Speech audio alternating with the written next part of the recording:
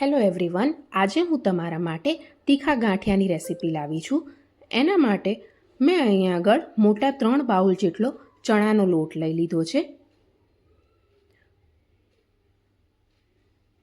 અહીંયા ચણાના લોટની અંદર જ હવે આપણે બધા મસાલા નાખવાના છે.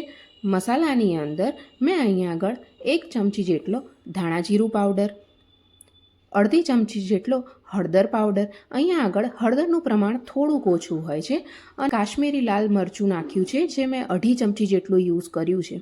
હવે તેની અંદર સ્વાદ પ્રમાણે આપણે મીઠું એડ કરવાનું છે. હવે અહીંયા આગળ તમે સંચળ પાવડરનો પણ યુઝ કરવાનો છે. સંચળના લીધે અહીંયા આગળ આ ગાંઠિયાનો ટેસ્ટ ખૂબ જ સરસ આવે છે. તેથી જ્યારે પણ તમે તીખા ગાંઠિયા બનાવતા હોય તો તેની અંદર અડધી ચમચી જેટલો સંચળ પાવડર જરૂરથી એડ કરવો. હવે આપણે અહીંયા આગળ તેની અંદર આપણે તેલ એડ કરવાનું છે. અહીંયા આગળ તેલ મેં થોડું નવસેકું લીધું છે. અહીંયા આગળ મોટી 4 ચમચી જેટલું તેલ આપણે તેની અંદર એડ કરી દેવાનું છે.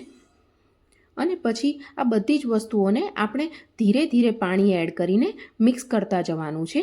અહીંયા આગળ બધું જ પાણી એકસાથે એડ નથી કરવાનું.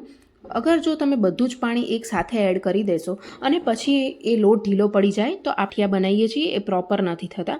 એટલે આપણે અહીંયા પાણી ધીરે ધીરે કરીને એડ કરવાનું છે અને એનો કઠણ લોટ તૈયાર કરવાનો છે. અહીંયા મારે અડધા ગ્લાસ જેટલું પાણીની જરૂર પડી છે અને મારો લોટ રેડી છે. તમે જોઈ શકો છો કે મારો લોટ એકદમ કડક છે. હવે અહીંયા આગળ આપણે સેવ પાડવાનો જે સંચો હોય છે તેને પણ અંદર તેલથી ગ્રીસ કરી લેવાનો છે અને તેની અંદર આ મિશ્રણને આપણે આ રીતે ભરતા જવાનું છે. અહીંયા એને ટેપ ટેપ કરીને આપણે ભરવાનું છે જેથી મિશ્રણ સારી રીતે અંદર એડજસ્ટ કરી શકે.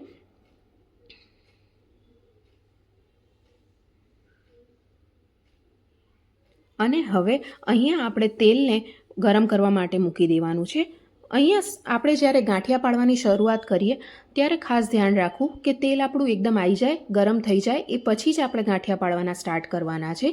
જો તમે તેલ હજી ગરમ નહીં થયું હોય અને ગાંઠિયા પાડવાના કરી દેશો સ્ટાર્ટ તો ગાંઠિયાની અંદર તેલ ભરાઈ જાય છે. એટલે એના માટે થઈને આપણે આ રીતે તેલ ગરમ થાય એ પછી જ ગાંઠિયા આ રીતે એડ કરવાના છે. તમે મારી આ રેસિપીથી આ તીખા ગાંઠિયા એક વખત જરૂરથી ટ્રાય કરજો. આ બનાવવામાં માત્ર 20થી 25 મિનિટ જેટલો ટાઈમ લાગે છે, પણ આ ટેસ્ટમાં ખૂબ જ સરસ લાગે છે. તો તમે આ રીતે એક વખત જરૂરથી આ ટ્રાય કરજો અને પછી મને કમેન્ટ્સમાં જણાવજો કે તમને મારી આ રેસિપીથી આ ગાંઠિયા કેવા લાગ્યા. હવે એ એક બાજુ સારી રીતે કૂક થઈ જાય, થોડા બ્રાઉન જેવા થઈ જાય એ પછી આપણે એને પલટી દેવાના છે. પણ અહીંયા આગળ એને ખૂબ જ ધીમા હાથે પલટવાના કે જેથી એ તૂટી ન જાય. તમે અહીંયા જોઈ શકો છો કે મારા ગાંઠિયા કેવા સરસ બનીને રેડી થયા છે. તો તમે આ રેસિપીથી ગાંઠિયા બનાવીને મને કમેન્ટ્સમાં તમારા રિવ્યૂ જણાવજો. Thank you.